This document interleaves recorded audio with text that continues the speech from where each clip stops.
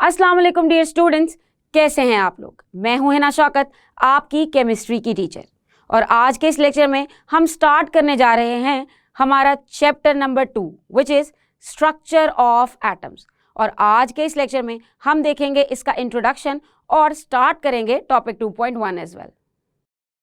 सो students, start करते हैं हमारा chapter number 2 which is structure of atoms.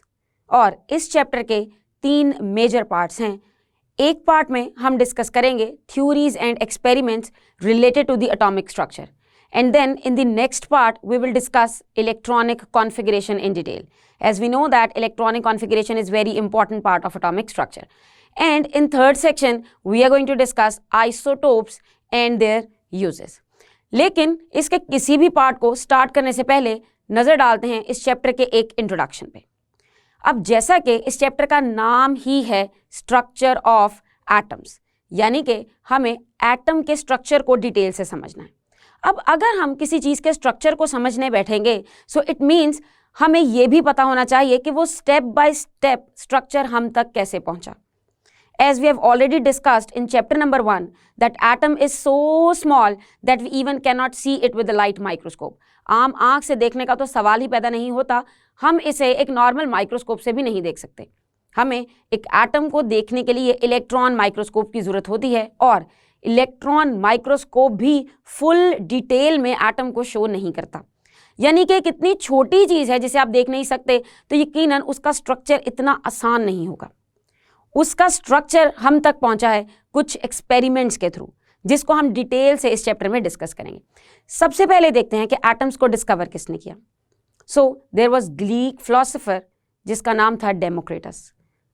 As you know that Greeks का बहुत कंट्रीब्यूशन है towards chemistry.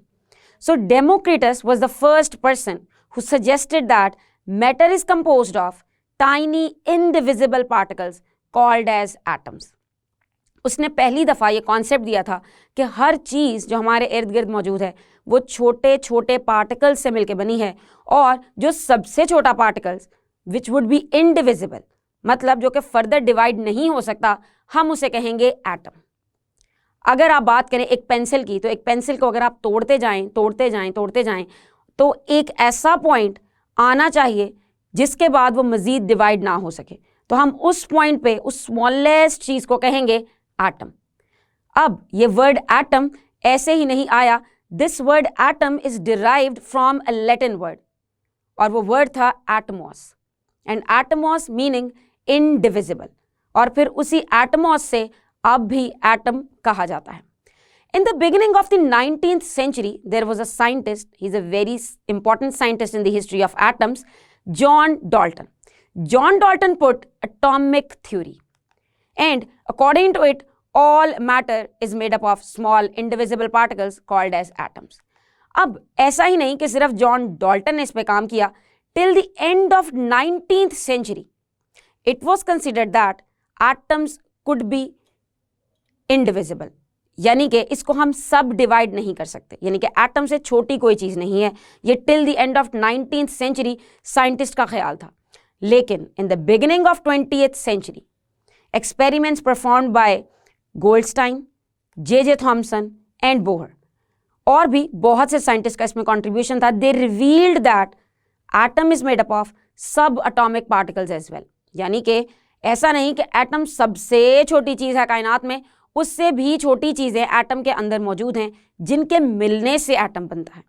And we call those smaller particles as subatomic particles, यानी कि atom के मज़ीद छोटे हिस्से, और उनके नाम हैं electrons, protons and neutrons. Properties of the subatomic particles ये हम डिटेल में डिस्कस करेंगे हमारे इस चैप्टर के नेक्स्ट पार्ट्स में। सो ये तो हुआ इंट्रोडक्शन अबाउट द एटम और थोड़ी सी एटम की हिस्ट्री के बारे में। अब स्टार्ट करते हैं हमारा topic 2.1 which is theories and experiments related to the structure of atom. और आज के इस लेक्चर में हम बात करेंगे 2 इंपॉर्टेंट थ्योरीज की, जिसमें एक है डाल्टन्स एटॉमिक थ्योरी और दूसरी है J.J. थॉमसन की कंट्रीब्यूशन, जो कि आती है प्लम पुडिंग थ्योरी में। सो स्टार्ट करते हैं with Dalton's atomic theory. In the beginning of 19th century, there was a scientist John Dalton. He put forward a theory, and according to Dalton, an atom is indivisible, hard, dense and sphere. यानी कि एक atom ऐसी चीज है जो कि एक hard होगी, जैसे कि हो सकता है एक बॉल हो, लेकिन एक माइक्रोस्कोपिक लेवल वाली बॉल, डेंस होगी यानी कि उसका कॉन्सेंट्रेटेड मास है, और स्फेयर फॉर्म में है। और एक ख्याल तो कॉमन था जो कि डेमोक्रिटस का भी ख्याल था कि एटम इज इनडिविजिबल, यानी कि इसको फर्दर डिवाइड नहीं कर सकते। इसकी थ्योरी के कुछ और भी पॉइंट्स थे। पहला पॉइंट तो ये था कि सारी की सारी चीजें एटम से मिलकर बनती हैं विच आर इनडिविजिबल। इसके अलावा इसका यह भी मानना था कि atoms of the same element they are alike, यानी कि एक एलिमेंट के सारे एटम्स एक दूसरे से मिलते होते हैं, यानी कि उनका स्ट्रक्चर, उनकी प्रॉपर्टीज सब कुछ सेम होगा। और जब ये एटम्स कंबाइन करते हैं तो उससे वजूद में आते हैं कंपाउंड्स। ये थ्योरी थी जॉन डाल्टन की। And in the light of this theory, this is very important to note down that in the light of John Dalton's theory there were a lot of scientist who performed experiments in a series.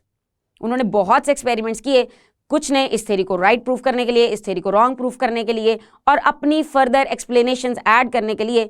ये एक doorway था जो खुला बाकी scientist के लिए कि वो इस पे वर्क करें और अपनी कंट्रीब्यूशन शो करें, जो कि बहुत से साइंटिस्ट ने दी भी।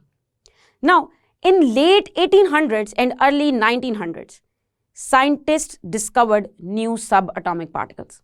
अब चूंकि जॉन डाल्टन ने एक थ्योरी दी थी कि ये एक इंडिविजिबल चीज़ है, सबसे छोटी चीज़ है और डिफरेंट एलिमेंट्स के लिए डिफरेंट तरह की होती है। So different scientist when performed their experiments on the basis of this theory, तो उन्होंने डिस्कवर कर लिए सब atomic particles.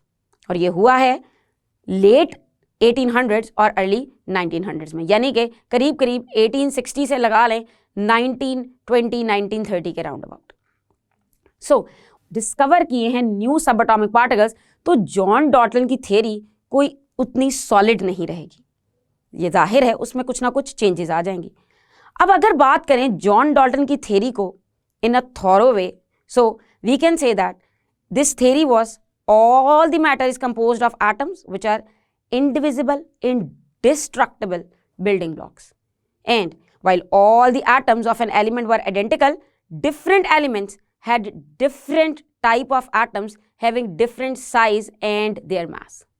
And Dalton's atomic theory also stated that compounds were composed of combination of atoms, और वो combination होता है in defined ratios.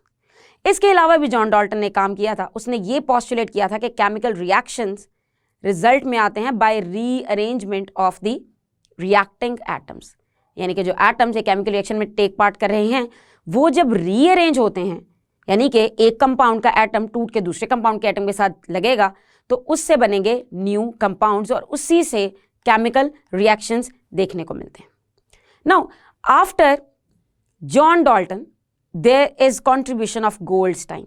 In 1886, Goldstein discovered that there are positively charged particles present in an atom, and those positively charged particles are called as protons.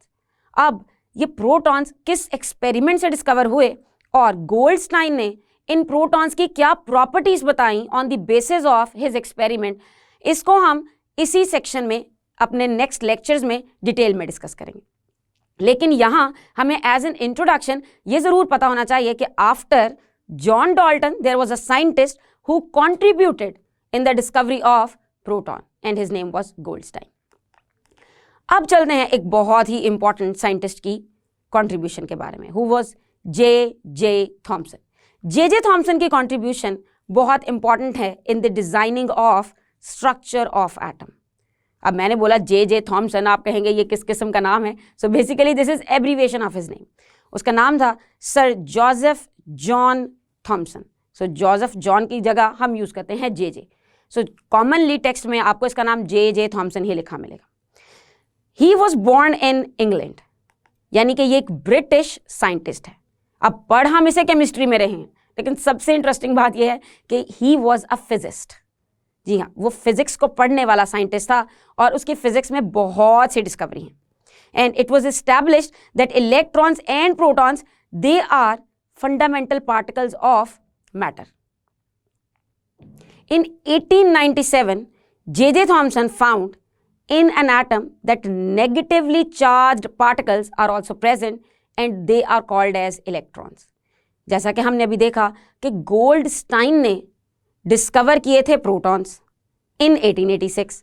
सो 1897 में, यानी कि उसके लगभग 11 साल बाद, there was a scientist J.J. Thomson जिसने work किया है on the discovery of electrons. In 1884 Thomson became the professor of physics. 1884 में प्रोफेसर बना, but in 1906 he was awarded with Nobel prize in physics because उसने discovery की थी electrons की. And there was one more work he contributed, he worked in the conduction of electricity in gases. इसका work था conduction of electricity in gases पे, जिसकी basis पे इसको नोबेल प्राइज मिला. He was a very competent scientist कि ना सिर्फ उसको नोबेल प्राइज मिला बल्कि उसके फेलो वर्कर्स, उसके स्टूडेंट्स, उनको भी नोबेल प्राइजेस मिले हैं. One of his student was Rutherford, जिसको हम डिटेल में इस चैप्टर में पढ़ेंगे. आपको यहाँ ये जानना है कि रदरफोर्ड वॉज हिज स्टूडेंट. सो अगर उसके स्टूडेंट के इतने कारनामे हैं तो J.J. थॉमसन तो बहुत इंपॉर्टेंट साइंटिस्ट रहा होगा अपनी हिस्ट्री में. थॉमसन की जो डिस्कवरी थी इलेक्ट्रॉन की, वो उसने बहुत एक सीरीज ऑफ एक्सपेरिमेंट के फॉर्म में की थी.